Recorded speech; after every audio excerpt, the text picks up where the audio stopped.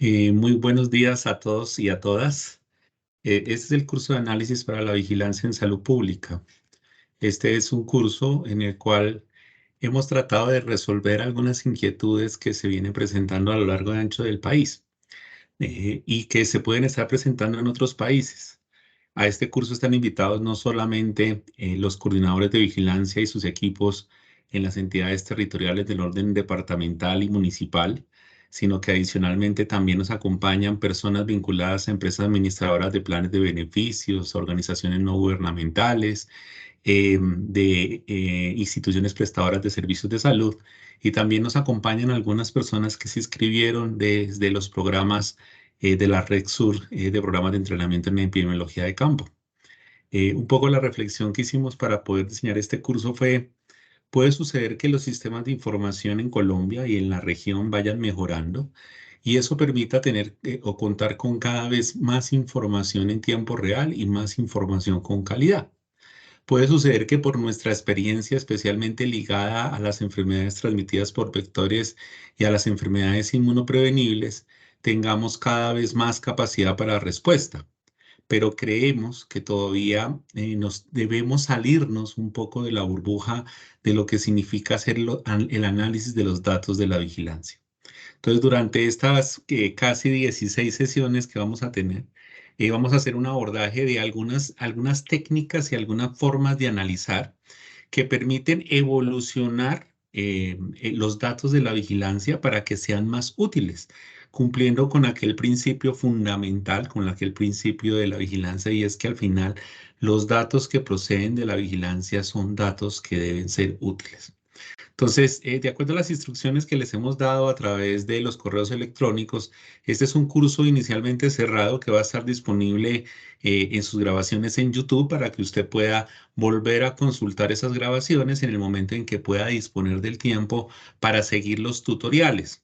Decidimos no hacerlo en la imagen de taller para tratar de garantizar una amplia cobertura y de manera que usted quede con el material a través de estos pequeños tutoriales que le van a servir cuando usted quiera enfrentarse a analizar los datos, a que pueda de manera definitiva poder coger esa información y a partir de los tutoriales poder hacer un manejo o un tratamiento específico.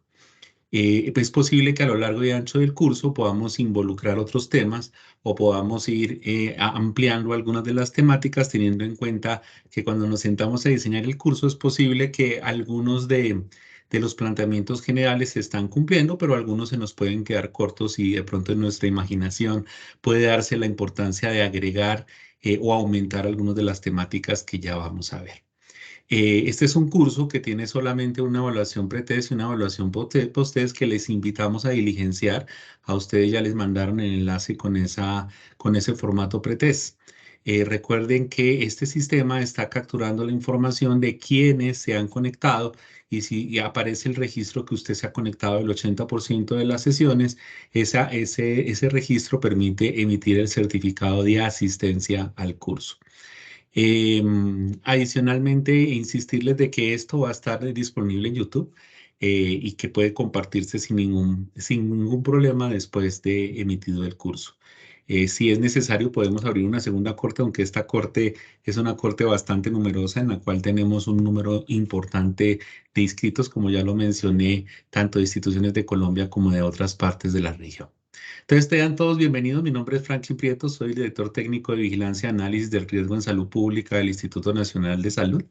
Y un poco lo que quiero transmitirles durante estos días es básicamente la experiencia que hemos tenido de otros cursos de inmersión que hemos hecho al interior del instituto, donde hemos tratado de venderle a nuestros especialistas, a nuestros referentes, la necesidad de ir profundizando en estas temáticas de análisis. Hemos ido avanzando en algunas, todavía tenemos rezagos en algún uso de algunas técnicas o sobre todo un poco el miedo a enfrentarse a esas nuevas técnicas, y que cuando uno ya tiene determinado calidad de análisis se queda tranquilo y en ese quedarse tranquilo se mete en una burbuja de la cual es un poco difícil sacarlos. Entonces, esta primera sesión es bastante teórica, es más que teórica, es una sesión donde trato de plantear un elemento que es vital antes de hablar del análisis, y es el elemento de la gerencia de la vigilancia en salud pública. Se nos olvida que aquellas personas que fungimos en los niveles nacionales, en los niveles departamentales, provinciales, estatales, en los niveles municipales o en los niveles de las instituciones de salud que tenemos funciones de vigilancia en salud pública, nuestra función va más allá de recolectar datos. Y ese más allá de recolectar datos está propiamente relacionado en lo que significa hacer vigilancia en salud pública. Entonces, durante esta primera sesión, lo que voy a hablarles es un poco de esos derroteros que nos debe marcar lo que denominamos la gerencia en la vigilancia en salud pública. Y aprovechando esa gerencia en la vigilancia en salud pública, les voy a mostrar algunos ejemplos de lo que puede ser evolucionar el análisis para responder a esos derroteros de la vigilancia en salud pública. Olvidaba una cosa que no es menos importante y es que las dudas que ustedes tengan las pueden emitir en el chat.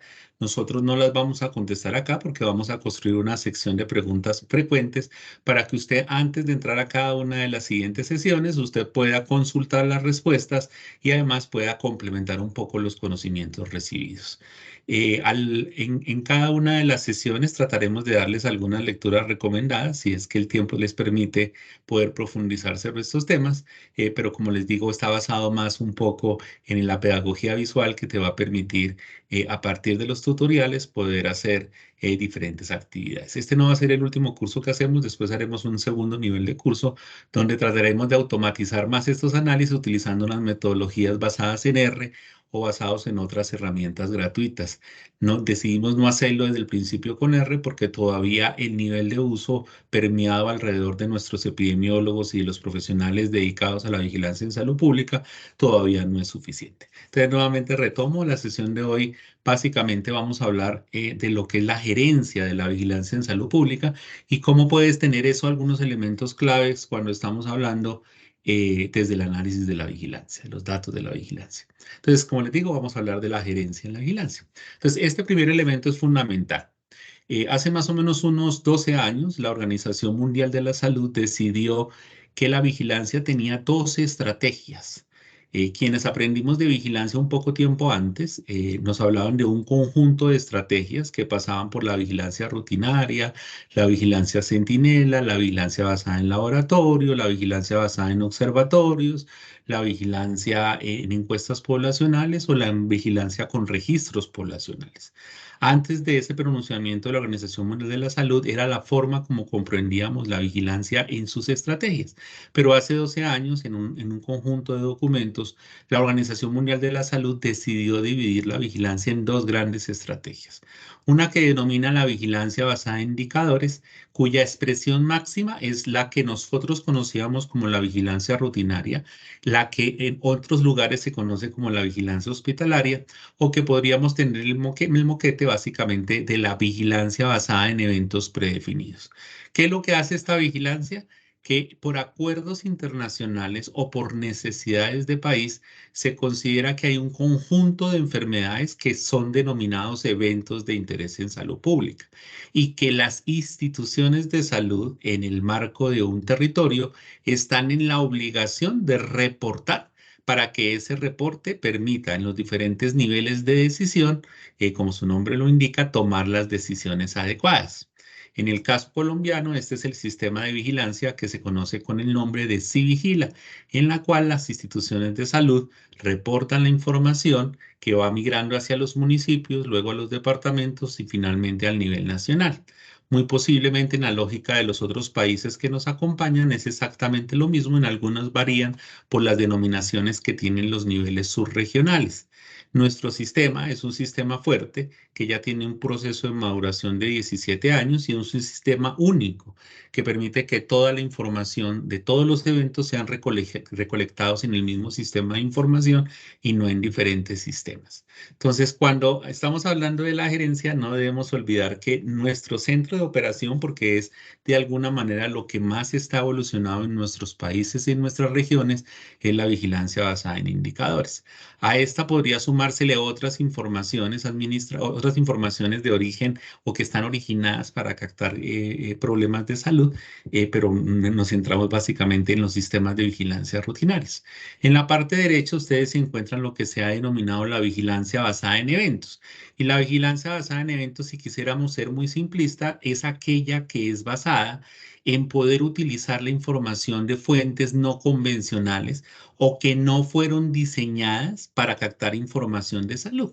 Entonces, es lo que pasa con los medios de comunicación. Los medios de comunicación no están diseñados específicamente para captar información de salud, pero de allí proviene gran parte de la información. Entonces, una de las fuentes de la vigilancia basada en eventos es lo que podamos hacer en el monitoreo de rumores o medios, que se puede hacer tanto en medios de comunicación como en redes sociales. Y adicionalmente nos dispara el seguimiento de algunas situaciones que son detectadas por desastres naturales o por algunas condiciones antrópicas que hacen necesario un monitoreo de lo que va ocurriendo en la población. Y ahí está también la vigilancia basada en comunidad, en la cual un grupo de agentes comunitarios es formado para poder captar situaciones de interés y esas situaciones de interés entrar en un sistema en el cual deben ser verificadas y a partir de esa verificación poder reconocer la necesidad de ser atendidas. Entonces, si yo quiero hablar de la gerencia de la vigilancia, no puedo olvidar que estas dos cosas están completamente ligadas. Entonces, ahí viene un primer cuestionamiento que ustedes se deben hacer.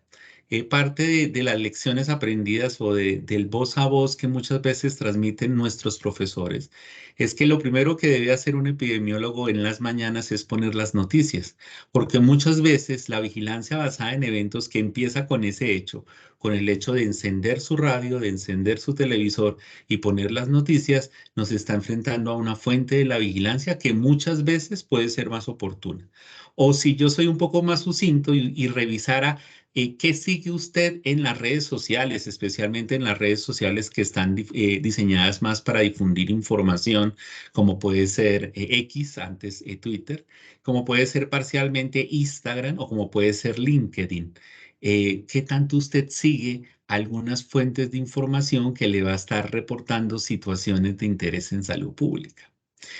¿O qué tanto usted, como líder de la vigilancia, tiene contacto con agrupaciones de la comunidad sin que necesariamente esté hablándose de que tenemos un sistema armado de vigilancia basada en comunidad, donde le está dando alguna información muy valiosa de lo que está pasando con las comunidades? Entonces, la gerencia de la vigilancia en salud pública arranca con esto, con entender que la vigilancia no es solamente el hecho rutinario de asegurar el proceso de recolección de información, que sabemos no es fácil y que durante la pandemia de COVID-19 nuestros sistemas fueron tan resilientes, al menos en el caso colombiano y muy posiblemente en los de los otros países, donde pasar de registrar alrededor de 1.500.000 registros, llegar a una cota de alrededor de 22 millones de registros solo relacionados con COVID. Es decir, sí entendemos que es muy complejo llegar a ese proceso, pero no es solo lo que forma la vigilancia. Adicionalmente, un poco acuñando lo que algunos otros actores hablan de la necesidad de ir incorporando información de lo que pasa con el ambiente y de lo que pasa con los servicios de salud, de alguna manera está acotado en los sistemas rutinarios, pero es necesario como vincular dentro del desarrollo del monitoreo de la situación de salud de la población a otras entidades que tienen esa responsabilidad, no achacarle esa función a la vigilancia en salud pública. Es algo en lo que al menos yo y de alguna manera parcialmente, como está diseñado el sistema de vigilancia colombiano, no se incorpora directamente dentro de este sistema rutinario. Entonces, mi sistema de vigilancia arranca garantizando que lo de la izquierda funciona bien, pero sin olvidar que lo de la derecha también tiene una función especial. Entonces me voy a centrar en lo del sistema de información porque es nuestra fuente rutinaria.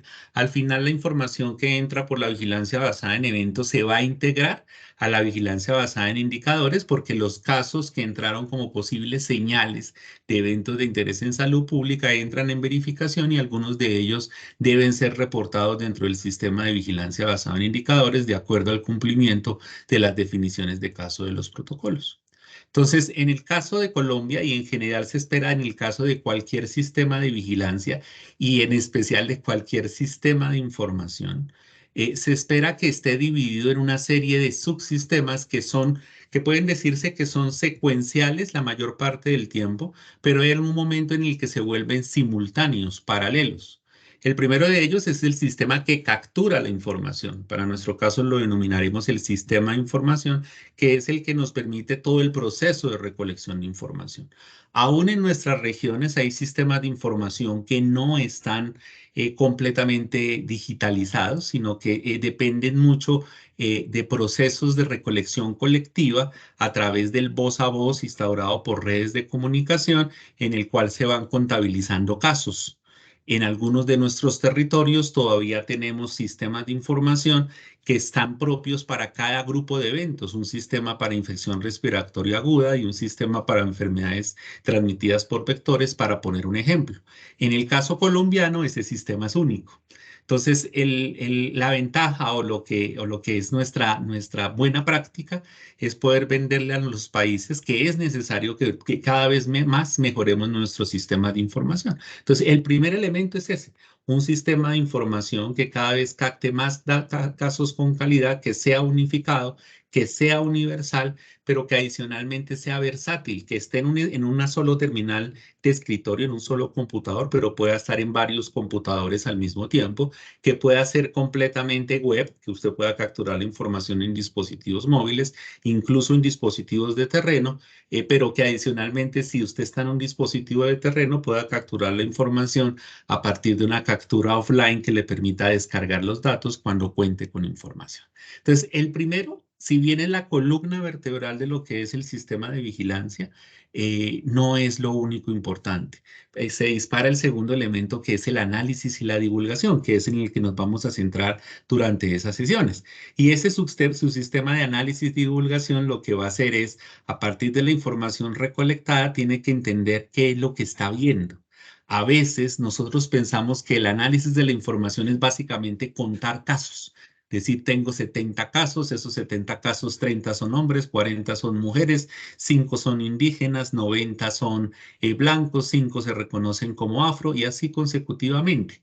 Pero eso, en términos de lo que significa hacer el análisis y la divulgación, que hace parte de un núcleo en el cual la Organización Mundial de la Salud y la Organización Panamericana de la Salud recientemente han empezado nuevamente a pregonar con aquello de la inteligencia epidemiológica, es poder entender que eso que estoy viendo comparado con cuándo o comparado con quién puede estar significándome una señal o una alerta que debe ser inmediatamente intervenida.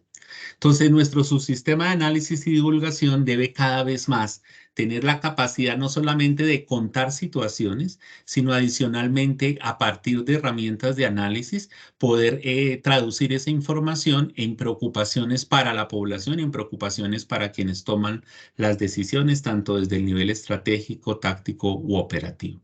El tercero, que es el subsistema de intervención, es un sistema que está diseñado para que a partir de lo que se ha detectado en ese cajón verde, se pueda disparar una gestión del riesgo. Nosotros venimos tratando de desarrollar todo el esquema de gestión del riesgo desde hace 7 años, creo que lo tengo en la siguiente diapositiva, donde queremos que cada vez más podamos, a partir de esas señales que son emitidas, incluso desde cualquiera de estas dos estrategias, poder llegar y hacer la acción oportuna. De eso tenemos experiencia, por eso de alguna manera nos tranquilizamos un poco, porque como ya lo decía antes, tanto las enfermedades inmunoprevenibles como las enfermedades transmitidas por vectores nos han dado lecciones aprendidas de qué hacer en terreno ante determinadas circunstancias. Y finalmente, dos subsistemas que cada vez se nos volvieron más fuertes, al menos a nosotros en Colombia. El primero, que es el subsistema de evaluación, que permite reconocer si todo esto está funcionando. Y el segundo, que es el subsistema de formación del cual hace parte este curso en un programa de entrenamiento que desarrollamos en Colombia desde hace ya 32 años, que es el programa de entrenamiento en epidemiología de campo. Entonces, con esos subsistemas de información es que vamos a hacer la gerencia de la vigilancia. Entonces, si ese es el escenario de la gerencia de la vigilancia, pues voy a arrancar con el subsistema de información nuevamente. Recuerden que el sistema de información es un proceso organizado. De hecho, si nos fuéramos a la definición clásica de la vigilancia en salud pública, nos habla que la vigilancia en salud pública es un proceso de recolección sistemática organizada continua de información, su tabulación y su análisis, ¿cierto? Entonces, todo la primer componente de la definición es lo que está refiriendo al sistema de captura de la información. Entonces, aquí vienen elementos que son claves si yo estoy hablando desde el sistema de información que yo debo tener en mente en la gerencia de la vigilancia en salud pública. Lo primero es, si yo estoy en un municipio o estoy en un departamento, en una región, en una provincia, en un cantón, en un provincial, en un área provincial, como se quiera denominar territorialmente, ¿será que todos los integrantes de la red de notificación están notificando? Si no están notificando, ¿sí? ¿Será que los debemos caracterizar, identificar para que ellos entren a notificar? Y sin duda alguna, hay unos que no les podemos delegar el proceso. ¿Cómo así que no les podemos delegar? Por ejemplo, si yo tengo solamente un hospital que atiende partos o solamente un hospital que atiende gestantes, esos hospitales deben sí o sí estar en un sistema de vigilancia de morbilidad materna extrema. Entonces, es indelegable que para el evento, si es que yo estoy siendo el especialista de un evento, se me quede por fuera ese hospital que es el que me puede aportar la mayoría de los casos. Entonces, una semana o 2 semanas epidemiológicas en las cuales ese hospital no me reporta, empieza a haber vacíos importantes en la consistencia de nuestra información. Algunas veces uno escucha las voces en las cuales llegan y dicen, sí, pero es que no todos quieren notificar. Por ejemplo, los especialistas de los consultorios no quieren notificar. Yo les cuento una experiencia bonita que tuvimos con Monkeypox. Uno pudiera entender que el especialista era más probable al inicio de monkeypox que los casos fueran detectados en los consultorios de la consulta privada. ¿Por qué? Porque muchas de las personas fueron a los viajes a esas grandes fiestas gay en algunas regiones de Europa y luego cuando retornaron a sus países fue que venían con el monkeypox. Entonces ellos consultaban a su práctica privada porque es donde habitualmente reservan su identidad. Entonces, si nosotros hiciéramos que esas unidades fueran las que notificaban, pues teníamos que estar haciendo una pugna completa para asegurar que ellos terminaran notificando. ¿Qué fue lo que hicimos? Ellos se volvieron notificadores, pero a una manera particular. Lo que hicieron fue garantizar que ese caso fuera a tomarse la muestra para que fuera notificado en un hospital que había sido asignado para ese fin. Entonces puede suceder que la solución no siempre es obligarlos sí o sí a que estén en el proceso de notificación, sino garantizar que hagan parte de una ruta de notificación que nos va a facilitar la cosa. Y hay una pregunta que me hizo alguna vez el doctor Serpa, el asesor internacional de emergencias de la OPS en Colombia, que estaban construyendo un proyecto y me preguntó, ¿cuál es la cobertura que usted puede decir tiene el sistema de vigilancia colombiano? Entonces yo le digo, pues yo puedo tener la cobertura de todas las instituciones de salud, yo puedo estar un poco tranquilo que todas las instituciones de salud, pero hay zonas del país donde no hay instituciones de salud. Entonces, ¿cuál es mi esfuerzo para tratar de compensar los vacíos de información en esas zonas más dispersas de nuestros países? Es un riesgo y es un talante importantísimo de tener en mente. ¿Qué hago yo cuando veo que hay zonas de mi región, de la zona donde yo gerencio la vigilancia, donde no se está notificando? Nuevamente insisto, este planteamiento lo estoy haciendo tanto para el que tiene la gerencia en una institución de salud, en un nivel subnacional o en el nivel nacional, pero también para el que gerencia una sola enfermedad. El siguiente elemento es cuándo se notifica, lo sospechoso o lo probable. A veces ocurre que como de alguna manera la desidia de decir, si yo llego a notificar este caso de sarampión, ese caso de sarampión significa un montón de actividades para mí. Entonces, yo como gerente de la vigilancia, ¿qué hago? Recibo el caso de sarampión, no lo ingreso al sistema de información y lo que hago es esperar que me llegue el resultado del laboratorio para disparar las acciones. Puede suceder que para tratar de estar tranquilo, disparo un proceso de bloqueo de vacunación, pero solamente si me llega el resultado positivo completo toda la operación de la investigación epidemiológica de campo. Ojo, eso es un hecho peligroso. ¿Por qué es un hecho peligroso? Porque gran parte del esfuerzo que hacemos los países por garantizar la certificación de la eliminación y la erradicación de ciertas enfermedades de interés en salud pública se pueden echar al traste por esas prácticas. Entonces, es importante que como entra el caso, así se notifique. Algunos países que están haciendo el esfuerzo de eliminar la malaria, algunas veces han considerado entrar los casos desde la sospecha o desde lo probable. Y muchas veces, como hay acceso a la gota gruesa, se dilata un poco el acceso al sistema de información, esperando la confirmación para que los indicadores no se afecten. Es importantísimo que esas prácticas no se lleven a cabo. Es importante pregonar la notificación negativa semanal, que cuando yo sea consciente que en especial el conjunto de enfermedades que son de mayor preocupación, porque hay otras que están en los sistemas de vigilancia que no necesariamente son de una excesiva preocupación. Por ejemplo, una sífilis congénita no es de tan preocupación como una sífilis gestacional. A la sífilis congénita ya no le podemos hacer nada. O sea, a la sífilis gestacional sí, porque podemos evitar una sífilis congénita, para poner un ejemplo. Entonces, si yo no garantizo que haya notificación negativa semanal, no puedo saber si realmente están haciendo el esfuerzo por buscar. Uno como gerente de la vigilancia se le debe hacer raro cuando algunos territorios en un momento endémico de determinada enfermedad no están reportando determinadas enfermedades, como pasa en algunos de nuestros países con el dengue. Y hay una cosa que es importante y es que hay unos eventos infaltables. El ejemplo del dengue que acabo de hacer es muy relacionado con eso, pero también cuando estamos hablando de eventos infaltables, si en mi sistema de vigilancia yo tengo la enfermedad diarreica aguda, es poco probable que en una institución de salud no se capte un caso de enfermedad diarreica aguda. Entonces, cuando una institución de salud no reporta diarrea, en parte es un criterio para entender que allí la vigilancia no está funcionando. Obviamente que si es el principal centro de salud de un área específica y que no reporte casos de diarrea o casos de ira, pues nos va a llevar a la preocupación de insistir en que se debe pregonar para que, a pesar de que no hizo o sea, que de alguna manera no hay silencio epidemiológico, para esos eventos la vigilancia no está funcionando y es importante incidir en que eso empiece a funcionar así. Y finalmente, cuando estoy hablando de la captura de información, yo debo ser consciente como gerente de la vigilancia que las modalidades activas me van a cambiar el horizonte de la vigilancia. En alguna ocasión, hablando con el viceministro de Salud actual, él me preguntaba, me decía, pero entendemos que la vigilancia tiene errores de notificación, entre ellos por el sesgo de selección, ¿sí? No toda la gente que tiene síntomas consulta a los servicios de salud. ¿Por qué? Porque ya puede atenderse el problema por sí sola, como pasa con el dengue nuevamente, insisto, incluso con la malaria también puede pasar si en una zona determinada puede haber acceso a tratamiento por X o Y circunstancia.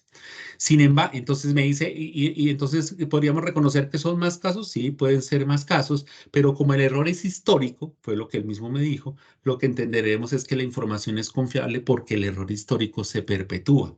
Eso es importante entenderlo. La vigilancia nunca persigue ser un registro poblacional, excepto que la estrategia de vigilancia sea esa. Sin embargo, hay algunos momentos en los cuales podemos captar más información. Por ejemplo, durante la investigación epidemiológica de campo o la investigación de brotes, durante la búsqueda activa institucional que muchas veces acompaña a la anterior o durante la búsqueda activa comunitaria. Muchas veces cuando hacemos esto se infla un poco los casos de la vigilancia y la información histórica empieza a no ser tan útil. ¿Por qué empieza a no ser tan útil? Porque debemos ser más claro que los aumentos que estamos viendo pueden estar ocasionados más por el hecho de haber buscado más que por el hecho de que realmente se esté presentando más. Y finalmente, dentro de esa modalidad activa, podría ser necesario en un momento determinado hacer herramientas para poder ver qué tanto son los casos finalmente que se están presentando en la población a través de herramientas muy sencillas que vamos a ver en este curso. Una de ellas, la captura-recaptura, que por ejemplo, para el caso de tuberculosis, si usted tiene un sistema de vigilancia para tuberculosis, pero adicionalmente tiene un programa, usted puede hacer una tabla de 2x2 donde sí es que usted tiene las dos fuentes de información. Donde sí no es en una sola de las dos fuentes y donde no aparece ninguna de las dos fuentes. Despejando una de las fórmulas del total de la población que está dentro de la tabla, uno podría llegar a saber cuántos casos fueron los totales y eso me aproxima un poco a saber cuál es el subregistro habitual que tienen los datos de la vigilancia, porque tenerlo en mente es importante para hacer ajustes de la información un poco cuando se comenta a los tomadores de decisiones. Entonces yo solamente les traigo unos ejemplos. Miren esto lo que me ocurre acá. Lo que aparece a la izquierda es para el caso Colombia, aquellos sitios que tienen las incidencias más grandes de enfermedad diarreica aguda. Noten que me aparece ciudades que tienen un nivel de desarrollo o departamentos que tienen un nivel de desarrollo superior que el resto del país. Entonces me aparece Bogotá, me aparece Quindío, me aparece Antioquia. Cuando uno analiza los datos, pasa algo como lo que estoy observando al lado derecho, y es que hay algunos municipios que no reportan los casos de enfermedad. Entonces, para el caso de los municipios, que el municipio reporte está bien, pero hay veces que dentro de los municipios hay IPS, instituciones de salud, que no reportan. Eso me va a afectar la información porque me puede llevar a conclusiones erróneas como llegar y decir que Bogotá es la zona del país donde más diarrea se sufre. Eso sería una conclusión errónea porque realmente lo que me está diciendo es donde más se notifica, pero no donde más sucede. Porque muy posiblemente no he sido cuidadoso en insistir como gerente de la vigilancia en aquellos sitios y en aquellas instituciones de salud. Entonces, ustedes se acuerdan que les mencionaba aquello que puede ser necesario activar como un evento infaltable, es decir, yo no puedo tolerar que un evento como diarrea no me sea notificado. Yo les pongo el ejemplo de diarrea en los países que vigilan infección respiratoria aguda. Si yo tengo una unidad de cuidados intensivos, tanto de adulto como neonatal o pediátrica, yo debo reportar los casos de infección asociada a la atención en salud porque es la principal fuente. Si un departamento, la única IPS que ofrece esos servicios de alta complejidad no está reportando, me afecta de alguna manera el reconocimiento de la circulación de determinadas o el reconocimiento de determinadas situaciones que pueden haber en esas ciudades. El segundo elemento cuando estoy hablando de la gerencia del sistema de información es la calidad del dato. Entonces, la calidad del dato pasa por la identidad plena, eso en algunas partes le llaman la identificación plena de derechos, que me permita saber que el sujeto que estoy notificando realmente es. Con los procesos migratorios nos llevó grandes retos en nuestros sistemas de vigilancia de ser versátiles en la forma como capturamos. No llegamos hasta el hecho de poder saber si un caso es pendular, si un caso es permanente, porque es difícil que muchas veces la persona sepa cuál es su estado migratorio y además es poco complejo que los trabajadores de la salud que captan la información realmente sean conscientes de insistir en que los sujetos que les están contestando les mencionen esa información. Sin embargo, esta identidad plena es necesaria por muchos motivos, entre ellos para garantizar para ciertos eventos la trazabilidad de lo que ha sido sus atenciones en salud, para garantizar el acceso a determinados programas de salud, que si no hay una identidad plena se puede llevar a perder oportunidades en poder captarlo oportunamente. Los datos sociodemográficos, sin duda alguna, la pandemia nos mostró que teníamos una mina de datos importantísima con el hecho de contar con dos informaciones. La primera es la dirección de la gente, ¿sí? Entonces, la dirección donde vive la gente se nos vuelve una herramienta básica para poder hacer referencia geográfica de los casos y poder detectar principales o especiales zonas de afectación que deben ser intervenidas. Entonces, si nosotros no logramos que cada vez más la dirección se capte adecuadamente, pues vamos a tener todavía vacíos en poder detectar o hacer esa inteligencia epidemiológica en términos de lugar. En Colombia hemos logrado ya que alrededor del 80% de las direcciones sean digitadas adecuadamente o que al menos se puedan recuperar. Todavía tenemos ese rezago del 20% en los fenómenos que son urbanos. En los fenómenos que son rurales es todavía un poco más complejo. En términos de población, ¿qué es? Pues que uno pueda captar información de la edad, del sexo, que pueda capturar información de la ocupación, que pueda capturar si pertenece a una población especial. Entonces, esa información también nos va a permitir capturar situaciones específicas de lo que pasa con población indígena, que en muchos de nuestros países, muchos de nuestros departamentos, niveles subnacionales hay, lo que pasa con la población afro, lo que pasa con la población privada de la libertad, lo que pasa con fuerzas militares, lo que pasa con la policía, lo que pasa con trabajadores de la salud, solamente para mencionar algunos casos específicos. Entonces, eso lo logramos con el núcleo de la notificación, que son los datos básicos o los datos sociodemográficos. Sin embargo, muchas de las enfermedades tienen datos complementarios, que son básicamente profundizaciones sobre el tema. Nosotros nos dimos a la pela entre 2017 y 2018 de tratar de cumplir con uno de los atributos de la vigilancia, que es la simplicidad en la captura, y es tratar de garantizar que no se necesite tanta información de cada una de las enfermedades, sino la información necesaria. A veces somos proclives, muchas veces como activistas o gerentes de una enfermedad, enfermedad en particular, a tener una sábana, un montón de información capturando lo que ocurrió con un caso, cuando realmente eso no me garantiza que la información sea tan fiable. Entonces lo que hicimos fue llevar a las limitadas proporciones la información que era necesaria, lo que denominamos esos datos complementarios para algunos eventos.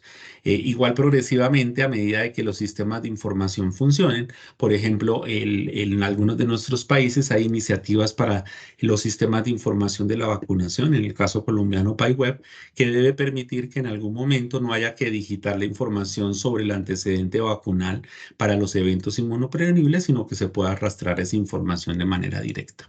Y el ajuste de los casos, si es realmente asegurar que se les haga la prueba, ¿sí? O en el caso de aquellos eventos que no necesitan la prueba, acelerar el proceso de ajuste de esa información que nos va a llevar a dilucidar si la información, si los comportamientos de esas enfermedades son realmente diferentes. Entonces aquí también tienen algunos ejemplos. Mira, por ejemplo, este es un esfuerzo que venimos haciendo de identificar en los menores de 5 años, aquí les estoy mostrando solamente en los menores de 1 año, cuál fue el agente por el que están muriendo los niños. Entonces, si yo les mostrara la evolución en esta captura, empezamos como en 40%, ya vamos, si la memoria no me falla, alrededor del no, 80-85% de los casos, que ya sabemos de qué murieron los niños, además que nos ayuda a la incidencia de que los actores de salud deben preocuparse por identificar el agente etiológico en determinados grupos poblacionales, y sobre todo cuando son personas hospitalizadas y especialmente si son hospitalizadas en UCI. Entonces, eso nos lleva ya a un reconocimiento de esto.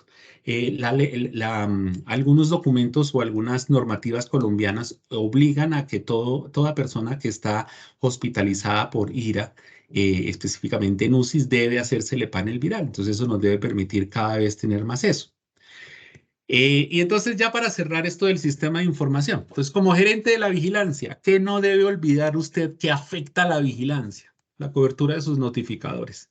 Si sus notificadores no notifican adecuadamente, o sea, no notifican todas las semanas, o usted no sabe que existen y no los ha incluido, pues lo que usted está contando de información tiene errores superiores al sesgo de selección, que como les dije en la conversación con el viceministro, es algo tolerable porque históricamente lo ha tenido. El silencio no detectado. Entonces yo me quedo tranquilo. Por ejemplo, hoy día tenemos una preocupación grande con sarampión porque hay 8 territorios que nos llevan el indicador nacional, pero nosotros tenemos 38 territorios, es decir, hay 30 territorios que no están haciendo su tarea, pero gracias al ejercicio que hacen en 8 territorios nos arrastran el indicador. Entonces, eso nos habla de un silencio, o sea, nos habla de que falta un esfuerzo por buscar casos, especialmente de esas enfermedades que tienen esa necesidad de buscar sí o sí casos. O que, por ejemplo, una zona que antes tenía tuberculosis y que no tiene, se eliminó, sí, puede suceder, pero tengo que garantizar que realmente se esté buscando. El no llenado de información, ¿sí? Como lo dije, eso nos quita la potencia de poder hacer esas caracterizaciones de tiempo y persona y lugar como lo vamos a ver adelante. Notificar únicamente los confirmados, como ya lo expliqué en el caso de sarampión. Confirmar solo lo obligatorio, o sea, no me preocupo por saber si un caso de neumonía o un caso de meningitis, para hacer un caso más específico, cuál fue el agente etiológico que se encontró. O querer ser un registro poblacional. Cuando yo insisto en tratar de tener todos los casos, eso me va a producir unos grandes problemas. Por eso, dentro al menos del sistema de información colombiano, en la fuente de datos básicos se escoge cómo se encontraron los casos, si es la notificación rutinaria o si es la notificación por búsqueda activa institucional o búsqueda activa comunitaria. Eso lo debo tener en mente porque un aumento de la detección me puede llevar a generar alertas innecesarias. Entonces pasamos ya al segundo elemento, que es el análisis, que como les dije es lo que nos vamos a dedicar todos estos días. Entonces en el análisis lo primero que arrancamos es con lo descriptivo y en lo descriptivo está el mantra del epidemiólogo, que es el tiempo, la persona y el lugar. Entonces, estas 3 claves, las claves vitales del centro de la epidemiología descriptiva, nos deben permitir a partir de nuestras formas de medir. ¿Cuáles son nuestras formas de medir? La primera son los conteos de casos. Para algunos casos, y lo vamos a ver así, puede ser necesario manejar la información como conteos, como frecuencias absolutas, porque estamos hablando de eventos raros. Pero también podemos hacer indicadores basados en población, como la incidencia, la mortalidad, o indicadores basados en los casos como la letalidad, y es del total de casos hospitalizados, cuántos murieron, del total de casos detectados, cuántos murieron. En la pandemia aprendimos esos conceptos de manera más clara, que son los conceptos del IFR, del HFR y del CFR. El IFR es si llegáramos a la posibilidad de medir las prevalencias inmunológicas de la población, ¿cierto? Eso no lo hacemos habitualmente. El HFR es de los casos hospitalizados, que lo podemos hacer, por ejemplo, en el caso de los casos de infección asociada a la atención en salud. O el de CFR es del total de casos notificados, cuántos mueren, que puede ser el caso de lo que hacemos con dengue para la letalidad general, el HFR para los casos de dengue grave o dengue con manifestaciones hemorrágicas. O podemos utilizar indicadores novedosos, por ejemplo, las personas que repiten. ¿Sí? Nosotros vigilamos desnutrición. Entonces, si un niño es captado 2 veces en el mismo año como desnutrido, es un fracaso dentro de la intervención.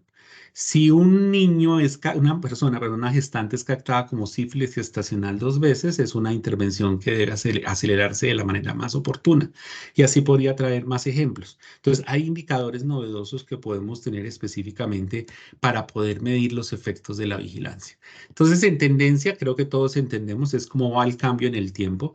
Nosotros tenemos una cosa y es que nuestras comparaciones pueden estar basadas en día epidemiológico, en semana epidemiológica, en periodo epidemiológico para el caso de las IAS en el mes o por el año, ¿cierto? Pero todos esos los debo tener listos. O sea, yo no puedo quedarme tranquilo con ver solamente el fenómeno por día, semana o periodo, sino que debo tener una combinación de esas unidades.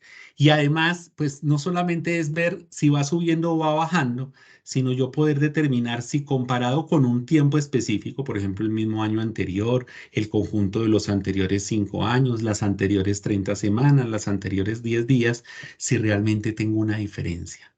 En términos de persona, ¿sí? Las variaciones que pueden ver de estos indicadores en sexo, en edad, en ocupación, en las poblaciones especiales, indígenas, fuerzas militares, afros, para poner ejemplos, en los lugares, que es un reto grande muchas veces, procedencia, residencia y notificación, y en la diferencia que puede haber entre lo urbano y rural, y ahí podríamos agregar incluso en las diferencias que hay en zonas donde hay frontera o alta movilidad. Entonces, ojo, todo el esfuerzo que he hecho como gerente en que se capture bien, cuando yo llego a esta parte, pues ya hay muchas cosas que pueden estar zanjadas, porque primero, aumento la cobertura de notificación, segundo, mejoro la calidad del dato y eso me debe contribuir a que cuando yo vaya a hacer análisis descriptivo los pueda hacer bien. Una anotación. Muchas veces, como nuestra costumbre es hacer tablas en las cuales describamos el porcentaje de hombres y el porcentaje de mujeres afectadas, muchas veces queramos hacer comparaciones en el tiempo y podamos hacer eso comparando esos porcentajes de este año, 2023, para poner de ejemplo, con lo que pasó en el año anterior. Eso puede ser útil, que es un poco ver la variación que puede haber en la participación, pero es más correcto hacerlo con incidencias, con mortalidades, con letalidades y ver si hay una diferencia en el tiempo en estos factores poblacionales, entendiendo adicionalmente que no es que nuestras poblaciones crezcan mucho, aunque recientemente en América Latina estamos viendo un fenómeno que aquellos eventos que son en menores de un año sí se están afectando importantemente por los denominadores. Entonces, algunos ejemplos, ustedes lo que ven a ver aquí son elementos que están publicados, tanto en nuestros boletines epidemiológicos semanales, como en los informes de eventos por periodo epidemiológico, como en los informes de evento semestrales y anuales. Entonces, noten que uno llega y dice, para el caso izquierdo, no me acuerdo, creo que eso es accidente ofídico. Entonces dice 2023, con respecto a 2022, está aumentando en 8.8. Con respecto a la letalidad, está aumentando en 0.02. Entonces me está analizando el fenómeno en el tiempo, que de alguna manera da una información importante para el tomador de decisiones. Noten que me está diciendo que en general la incidencia está aumentada y la letalidad está aumentada con respecto a otros periodos, excepto 2020 para este caso. Lo que ustedes ven arriba es una tendencia general en dos ejes. A algunos autores no les gusta mucho trabajar los de estos ejes. A mí me gusta. No sirve para todo, pero me gusta. Entonces, lo que ustedes ven ahí, la incidencia y la letalidad. Entonces, me muestra si la incidencia y la letalidad está teniendo comportamientos paralelos. Y hay un momento donde hubo menos, o sea, hubo más bien un estándar de casos o un nivel normal de casos, entre comillas, comparado con los 2 años anteriores o incluso menores, pero una letalidad mayor. Y lo que ustedes ven abajo es una forma en que uno puede mostrar rápidamente esa división territorial por año, ¿sí? Y adicionalmente ver si hay diferencias estadísticamente significativas comparando 2023 con los años anteriores. ¿Qué tanto de esto con los datos, especialmente los que trabajan datos de municipios, datos de departamentos, niveles subnacionales o del nivel nacional hacemos? Es importante hacerlo, ¿sí? Para la generalidad de los eventos, pero para estos eventos en especial. Este es un caso en el cual infográficamente decimos las características de persona. Ustedes ven que en este caso el especialista, en este caso el de accidente ofídico, llega, coloca unas bolitas de color para indicar que va subiendo o va bajando. El amarillo es un aumento, el gris es una disminución y el blanco es que no ha habido cambios en el indicador. Entonces esto le lleva rápidamente a un tomador de decisiones cuando está acostumbrado a saber que está teniendo cambios importantes. Este es uno de efectos congénitos, entonces, ¿qué es lo que hace? Tiene la incidencia del fenómeno, o sea, qué tanto se está presentando del fenómeno, pero lo compara contra un estándar internacional. ¿Cuánto es la prevalencia de esos defectos congénitos de acuerdo a una fuente específica? Y entonces nos produce una alerta si ese defecto congénito se está detectando más que lo que se detecta en el mundo. Entonces, por ejemplo, esta es microcefalia, que ustedes saben está asociado a Zika, y hacen una acotación sobre lo que puede ser el conducto arterioso permeable. En este caso, miren que son muy elegantes, me ponen la de arriba me pone la comparación en leucemias entre tasa de 2022 con tasa de 2023, y eso es muy importante hacerlo. ¿Dónde está el problema? Que no me dice si hay diferencias estadísticas. Puede suceder que no haya la diferencia estadística. En la parte de abajo, cuando me está comparando el porcentaje que aporta cada uno, sí se arriesga a hacer la diferencia estadística. De la misma forma que yo puedo hacer diferencias estadísticas de proporciones, yo puedo hacer diferencias estadísticas de tasas o diferencias estadísticas de proporciones cuando yo expreso la tasa como una proporción. Eso lo vamos a ver en su momento. Esa es una forma muy elegante de mostrar la distribución departamental por el nivel subnacional de cada uno de los casos con respecto a la población especial y al final ponerle una prevalencia. Es una forma interesante de ligar persona en el proceso. Este es qué tanto de los casos se están teniendo por población de riesgo. ¿Sí? Una forma interesante de presentarlo con su valor de P. Esos son una forma de estratificar de acuerdo al hecho de la categoría del municipio en población. Si son poblaciones con poca población, si son poblaciones con población intermedia y los que tienen más de 100.000 habitantes, que para el caso colombiano son alrededor de 80 y pico de municipios de los 1.100 y pico que tenemos. Esto es reincidencia, un indicador novedoso. En este caso es reincidencia de, no recuerdo si es de nutrición, creo que es de nutrición. Este es un gráfico de carga de la enfermedad que rápidamente me dice por regiones de un país, sus departamentos, sus municipios, dónde está el problema. Entonces, esto que se lo inventó una de las mamás de la epidemiología, que Florence Nightingale, finalmente me está dando una información muy valiosa para saber dónde focalizo una acción. Cuando yo estoy haciendo análisis, el siguiente que me debo preguntar es, ¿qué hago en lo estadístico? ¿Puedo hacer prueba de hipótesis? Entonces, acá hay un concepto importantísimo, que es lo esperado. ¿Qué tanto espero de casos? Entonces, lo esperado, ¿de dónde sale? Entonces, muchas veces el epidemiólogo se queda llorando porque dice, yo no tengo serie histórica. Sí, pero tiene lo que pasó ese mismo año o lo que está pasando esa semana. Entonces, compare contra el esperado, que sería lo nacional al menos, con lo que pasó el año pasado, con lo que viene pasando en las últimas 30 semanas, lo que ha pasado en los últimos 5 años. Hay muchas formas de establecer lo esperado. Y muchas veces cuando yo estoy hablando de eventos raros, tengo que irme a determinadas técnicas estadísticas. Cuando estoy hablando de eventos comunes, tengo que irme a estadísticas más convencionales, que a veces lo dejamos de hacer. Muchas veces me preguntan, ¿hay que usar intervalos de confianza? En principio se asume que la vigilancia en salud pública no es una muestra, sino es un censo. Entonces, de antemano uno podría decir, no tendría que estar estableciendo medidas de precisión. Sin embargo, entendiendo que los tamaños de los denominadores son grandes, los márgenes de error van a ser chicos y puede ser bueno utilizar los intervalos de confianza asumiendo que son realmente muestras y no censos de población, porque estaría contradiciendo algo que dije antes, y es que la vigilancia no está pretendiendo ser un registro poblacional. Entonces, sí, intervalos de confianza, pero no son la panacea para los datos de la vigilancia.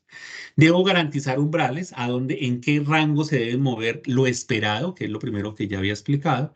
Y luego debo pensar cuándo usar medidas de asociación. ¿Por qué? Porque muchas veces yo veo que queremos hacer asociación de todo contra todo en el momento en que uno empieza como a ponerle bloqueos a, oiga, sea conservador con el uso de esas medidas, empiezan a dejar de usarlas. No, no, lo que pasa es que tengo que tener claro, yo estoy comparando casos con casos, por ejemplo, los casos que se mueren con los casos que sobreviven. Eso se llama una observación caso a caso y ahí se utiliza la OR de prevalencias. Caso control, estoy comparando casos con no casos. ¿Cuáles son casos no casos? O sea, pueden ser casos de personas que murieron con morbilidad materna extrema con personas que no murieron con morbilidad extrema, morbilidad materna extrema. Eso puede ser un caso control. El expuesto no expuesto es más difícil porque me es difícil reconstruir. Quizá en los brotes comunes, en ETA, en IAS, se puede hacer, pero no es tan fácil hacerlo. Entonces, miren, esto es un comportamiento inusual donde me dice dónde hay cambios. Entonces, con respecto al esperado, ¿dónde estoy viendo cambios? Esto que es lo más típico, que son los canales endémicos, pero no es la única forma. La única forma de hacer umbrales no es esta. Entonces, esta es la más típica, esto es dengue, esto ha sido la curva de dengue en Colombia. Esto es una forma de poder comparar. Primero utiliza el intervalo de confianza para ver en qué rango se mueve cada una de las heridas en el accidente ofídico y al lado pone si hay un aumento o una disminución. A mí me hubiera gustado más que me hubiera colocado el intervalo de confianza del año anterior para ver si había habido diferencias. Eso hubiera sido muy interesante. En el segundo, ustedes están viendo que trató de establecer diferencia en la distribución de los casos entre masculino y femenino por grupo de edad. Yo tendría algunas cosas para morigerar allí. Y abajo una muy bonita que hicieron en Chagas, que es de tratar de establecer, creo que Chagas y Chagas, que es la diferencia entre la transmisión oral y la transmisión vectorial, cuáles son los síntomas que pueden ser diferentes. Entonces me trazó con este análisis de la información de la vigilancia que el signo de la disnea es mucho más frecuente cuando los casos son agudos, es decir, cuando la transmisión es oral. Entonces, esos son hechos importantes con el uso de la información de la vigilancia. Aquí me hace una diferencia en las UCIs, en este caso es un caso a caso. Bueno, un caso a caso no, me está comparando el año anterior con el año reciente para ver si hay diferencias estadísticas, pero nuevamente me está utilizando el número más que la tasa y sería más importante utilizar la tasa, o sea, el porcentaje de aporte que tiene cada uno de los grupos en vez de utilizar la tasa. Este sí es un caso a caso hasta donde recuerdo, entonces me está estableciendo diferencia de proporciones entre los muertos y los vivos y me establece diferencias. Esta es la tasa de intento de suicidio en hombres y en mujeres y el valor de P, ¿sí? Entonces son tasas, mucho más elegante.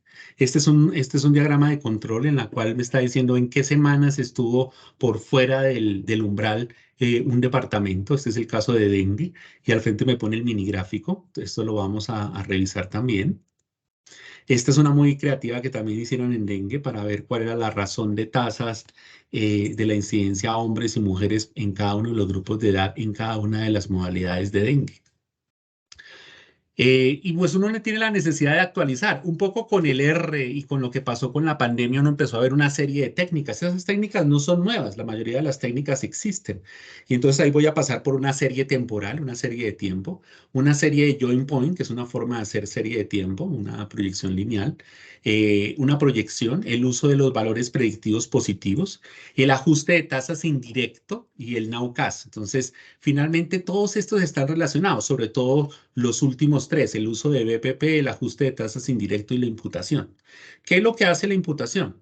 La imputación lo que me dice es si hubo una semana que un territorio no notificó, yo puedo llenar ese dato con un supuesto, ¿sí? No dejarlo en blanco, es peor dejarlo en blanco, eso es imputar. ¿Qué es un ajuste de tasas indirecto? ¿Qué hubiera ocurrido si yo hubiera tenido los casos de otro? Entonces yo puedo hacer eso. ¿Qué hubiera ocurrido si yo hubiera tenido los casos que habitualmente tengo para poder hacer esa imputación? ¿Qué es el valor predictivo positivo? Si yo sé que solamente el 2% de los casos de tosferina se confirman como tosferina, pues todas las semanas cuando yo estoy viendo casos, sé que el 2% de esos casos son tosferina. Si yo sé que el 25% de los casos de lectospira terminan siendo lectospira, pues yo puedo ir haciendo una gráfica punteada donde estoy mostrando eso. Entonces miren lo que están haciendo los chicos. Esto es un join point, es una manera de hacer regresiones en las cuales me está mostrando el comportamiento. Lo que habitualmente uno vería es lo que se está viendo al lado izquierdo. Está hecho con join point, pero me ve lo que haríamos normalmente en el análisis de una tendencia. En el de la derecha te está mostrando un análisis diferente porque te dice no todo el tiempo estuvo al descenso. Hubo un momento en que estaba creciendo y luego descendió progresivamente. Eso es join point que lo vamos a ver como una de las técnicas. Esto es una proyección, esas proyecciones ya las hace Excel, que permite un poco con un margen de error importante poder determinar cuáles son los casos que vienen, ¿sí? Incluso yo podría entender que las últimas 2 semanas no son confiables, quitárselas y empezar a hacer proyecciones sin incluir esas 2 semanas y luego incluirle el dato de lo que va ocurriendo para saber qué tan lejano me estoy estando de esa predicción. Estas ya son predicciones de eventos, la de arriba es de leucemia, la de abajo es de defectos congénitos. A esto hay que trabajarle más porque aquí está probablemente, es el punteado porque no ha terminado el año. Pero si yo le hiciera cualquiera de las técnicas para tratar de saber a cuántos casos voy a llevar al final, de pronto puedo ser mucho más sucinto en no dar la tranquilidad de que está bajando, entre otras, que a veces es de lo que se aprovechan los gobernantes. Y hay otras cositas, como la estratificación de riesgo, ¿sí? Que cada vez, a pesar de que hay un volumen importante de teóricos que dicen que eso de el enfoque de riesgo no funciona, funciona. Y al final ellos mismos terminan haciendo enfoque de riesgo. La necesidad de hacer modelos, entre ellos hacer medidas de resumen, hacer modelos SIR, que los vimos hacer de manera muy elegante durante la pandemia, los modelos basados en agentes que también los vimos en pandemia. Si usted mejora la vacunación, si disminuye la movilidad, ¿qué va a pasar con el número de casos? Monitorear la desigualdad entre las poblaciones, qué pasa con las poblaciones más pobres en comparación con la población más rica en nuestro país, en este caso en el nivel municipal, y hacer estadística espacial. Entonces, solamente como un panorama general. Acá hay una estratificación de riesgo muy general, creo que esto es Chagas. Otra estratificación de riesgo, en este caso de dengue, que te permite de un grupo de indicadores saber dónde hay un problema. Esto no me acuerdo cuál es, esto creo que es malaria, ¿sí? Otra estratificación de riesgo. Esta es una gráfica de resumen que vamos a trabajar para brotes. Si yo tengo la tasa de ataque en determinados grupos poblacionales, por ejemplo, de varicela, yo puedo tener un estándar de tasa de ataque. ¿Cuál sería la tasa de ataque habitual que se darían en esos brotes en Colombia con esas medidas convencionales o en cualquiera de nuestros países? Este es un análisis de desigualdad. Esto fue lo que alcanzaron realmente a avanzar mis especialistas. Se puede hacer mucho más, pero ellos llegaron hasta este, que es un gráfico de cuadrantes para determinar posibilidades de la relación entre el índice de pobreza monetaria de los departamentos y la tasa de notificación. Entonces uno puede encontrar algunos patrones interesantes de estas desigualdades. ¿Qué afecta la vigilancia cuando estoy hablando desde el análisis? Primero, las tablas de frecuencia. Pensar que la vigilancia es hacer tablas de frecuencia sin comparación. Los canales endémicos, parece que fuera la única forma de analizar información. No, no es la única forma. El rezago no atendido. Entonces, como yo estoy viendo los datos de esta semana o de la semana anterior, yo sé que todavía faltan casos por consultar o por notificar. Entonces, yo puedo ir haciendo ajustes de esos casos, de lo que se llama el NowCas. El rezago no atendido, el no usar la información. No, es que no me sirve. Sí me sirve, siempre sirve. Esperar la información perfecta no la voy a tener. Y la monotonía, como muchas de las cosas de la vida, la monotonía acaba situaciones. Entonces, si usted siempre hace lo mismo, a pesar de que es un análisis bacano, un análisis bueno, usted puede estar cometiendo errores grandísimos. Luego, el subsistema de intervención. Entonces, ¿el subsistema de intervención qué es? Pues primero garantizar que eso que usted le notificó, que eso era una señal, era un ruido. Y eso que era ruido se volvió realmente un ruido preocupante, una alerta. ¿Y qué tanto de esas alertas fueron un brote? Entonces eso nos lleva a la trazabilidad de momentos. El mundo se está moviendo alrededor de algo que se llama el 717, que es los momentos en los cuales yo debo ir captando oportunamente la información. El cumplimiento de las actividades de los protocolos. Ahí ustedes tienen investigación epidemiológica de campo, los estudios de foco, la búsqueda activa comunitaria, la búsqueda activa institucional, el aislamiento, el rastreo de contactos y la prueba, el ITT en Colombia se conoció como PRAS. La triada de los brotes, que tanto se identifica la gente, el modo de transmisión o mecanismo y la fuente de transmisión, ¿sí? Entonces, todo esto hace parte de saber que la respuesta está funcionando. Entonces, miren, esto es básicamente lo que es nuestro esquema de gestión del riesgo. Y nuestro esquema de gestión del riesgo nos debe llevar primero a identificar cuántas señales fueron identificadas para la respuesta y esas señales cuántas se me volvieron alertas. y esas alertas cuántas fueron solucionadas. Esas alertas deben poder ser analizadas cuando son brotes con lo que se ve al lado izquierdo, que es poder saber los diferentes hitos, cuándo se detectó el primer caso, cuánto se tardó en el primer diagnóstico, en el primer desplazamiento, en la primera acción, todo eso me debe quedar en la trazabilidad. Entonces, esta es una típica, en este caso no utilicé sarampión, que es el típico, creo que es testosterona, donde le muestra a uno, de acuerdo al protocolo de vigilancia, qué se debe cumplir. Nótese que los casos descartados por laboratorio llegan a la mitad y eso es preocupante para una enfermedad típica. Esto es por brotes de ETA, que me debe llevar a identificar algunos hitos especiales. ¿Qué afecta a la vigilancia de la intervención? Que no funcionen los sistemas de alerta temprana, que no haya oportunidad en respuesta. Si yo no tengo un esquema que no trabaja 24/7 en una respuesta, imagínense que los bomberos solo trabajaran en horarios de oficina. El análisis de las muertes, o sea, ¿qué tanto yo puedo analizar la muerte para identificar que la muerte está relacionada con lo que estoy viendo? Acá tenemos muchos casos paradigmáticos de eso. El mal nombre de las instituciones o las marcas. Yo no puedo en una intervención decir que la marca Pepito fue la del problema, porque eso causa un montón de problemas legales. Yo tengo que preservar el nombre y solamente cuando ya estoy completamente seguro informar a la población sobre una marca. Lo mismo pasa con las IPS, porque muchas veces no son las IPS las culpables, las instituciones de salud, sino son algunas cosas que ellas compraron, que no son su responsabilidad. Finalmente, la evaluación. Entonces, en la evaluación que debemos estar pendientes de la incidencia reportada, de los atributos y de los principios. Entonces, en las incidencias reportadas, esto es lo que les digo, es mi preocupación con sarampión. Mire lo que me está contando la historia. Lo que me está contando es que estaban faltando 4 semanas para terminar el año. A la ciudad de Cali le faltaban 37 casos por notificar, de acuerdo a la incidencia de notificación esperada. A Cartagena le faltaban 16, a Villavicencio le faltaban 10. Entonces, gracias a Bogotá, a Antioquia y toda el área metropolitana de Medellín, a algunos departamentos de la costa, creo que a Santander, hasta donde me acuerdo. Gracias a que ellos se pusieron un poco las pilas, logramos de que el indicador nacional fuera bueno, pero el indicador no debe ser nacional, es territorial si yo tengo la población responsable. Ese es el análisis de los atributos y en eso voy a insistir mucho porque el uso de los indicadores cuantitativos que se producen de la evaluación me sirve para ajustar la información del sistema de vigilancia.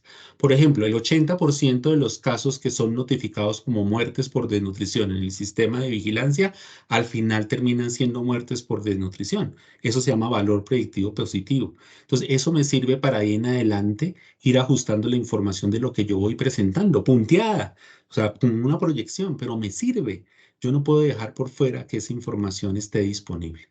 ¿Qué afecta a la vigilancia? Lo mismo, que estas tres cosas no se tengan en cuenta, ni la incidencia reportada ni los atributos. Olvidé una cosa a mencionar aquí importante, que son los principios. Recuerden que el principio fundamental de la vigilancia es la utilidad. Si nosotros no logramos que esa información que producimos sea útil, primero para responder, pero segundo, para que el tomador de decisiones o el conjunto de la plataforma estratégica de planeación de las instituciones haga cambios, va a ser muy difícil que nuestra información sea realmente útil. Entonces recuerden, si estamos hablando desde lo más común, que es nuestro sistema de recolección rutinaria de información, debemos pensar en nuestros subsistemas desde la gerencia de la vigilancia en salud pública. Finalmente, una invitación. Aquí es la invitación. Primero, a reconocer 4 elementos claves dentro del desarrollo de estos procesos analíticos que se han hecho en Colombia desde el Instituto Nacional de Salud.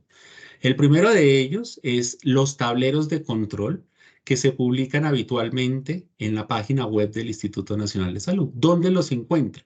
En 2 partes. Usted escribe Portal Si Vigila o escribe informes de evento. En Portal Si Vigila lo va a mandar a esa sección y hay una sección que se llama reportes gráficos o reporte de Monkey y COVID. Ahí usted puede encontrar un montón de tableros de control donde usted interactúa con análisis de información. La segunda entrada es que usted puede entrar por informe de evento, manda informe de evento y en informe de evento hay una sección que se llama tableros de control. La segunda es entrar a los informes de evento. Entonces, hay informes de evento por cada 4 semanas epidemiológicas y hay informes de evento semestrales y anuales. Ahí ustedes van a encontrar muchas herramientas que han cacharreado nuestros especialistas. La tercera es el boletín epidemiológico semanal que estamos emitiendo todos los viernes en la mañana. Entonces es boletín epidemiológico semanal y la primera opción que le sale es esa. Y la cuarta es Vigifra. Los va a meter a una página del instituto y en la página del instituto va a haber un enlace que los va a llevar a Vigifra. También pueden ingresar a través de reportes gráficos de Portal Si Vigila. Esa es la primera invitación. La segunda es que este es el programa que tenemos planteado. Como les dije, es completamente adaptable de acuerdo un poco como a las sensaciones de las preguntas que ocurran a continuación de cada una de las sesiones. Esto puede cambiar, puede suceder que haya temas, por ejemplo, Join es un tema que se trata básicamente en 30 minutos. Es posible que en esos 30 minutos decida agregar otra cosa o mantener la sesión en esos 30 minutos. Entonces es importante que si usted tiene algún tema que de pronto ve acá que no está, nos pregunte. Si es el caso que no lo consideramos porque hace parte de otro nivel, pues lo dejaremos para otro nivel. O lo dejaremos para otra iniciativa de entrenamiento. Pero estos fueron los que consideramos para esta iniciativa. El orden es la primera columna y luego la segunda columna, es decir, la segunda sesión, que es la que tendremos el próximo viernes a las 7 de la mañana, les vamos a hablar específicamente sobre lo descriptivo. En este caso no les vamos a enseñar a sacar frecuencias, ni a sacar incidencias, ni nada de eso. De pronto sí hay que recordarles algunas cositas, pero sí recordarles cómo se hacen cómo se le da utilidad a la información que ustedes están produciendo. Entonces, eso va a ser el ejercicio. Como les digo, lo que pretendemos no es que eso se vuelvan talleres, sino que se vuelvan más tutoriales para que cuando usted quiera enfrentarse a sus datos, lo pueda hacer. Les doy muchas las gracias en nombre del Grupo de Formación del Talento Humano, de la Dirección Técnica de Vigilancia y Análisis del Riesgo en Salud Pública, en general a todo el grupo organizador que ha estado pendiente de que todo esté funcionando. Recuerden que si tienen preguntas las pueden escribir en el chat adecuado de esta sesión o la pueden escribir al correo del cual han venido recibiendo la información. Con eso nosotros podemos construir unas preguntas más frecuentes para compartirles a todos y que eso sea de utilidad. Espero que esta primera sesión les sea de utilidad. No podemos hablar de análisis si no hay gerencia de la vigilancia. Esperamos que todos tengamos la capacidad en el territorio donde estemos, en el lugar donde estemos, de poder hacer esta gerencia. Nuevamente, muchas gracias y bienvenidos en esta primera sesión del curso de análisis de datos para la vigilancia en salud pública. Nos vemos el próximo viernes a las 7 de la mañana. Muchas gracias.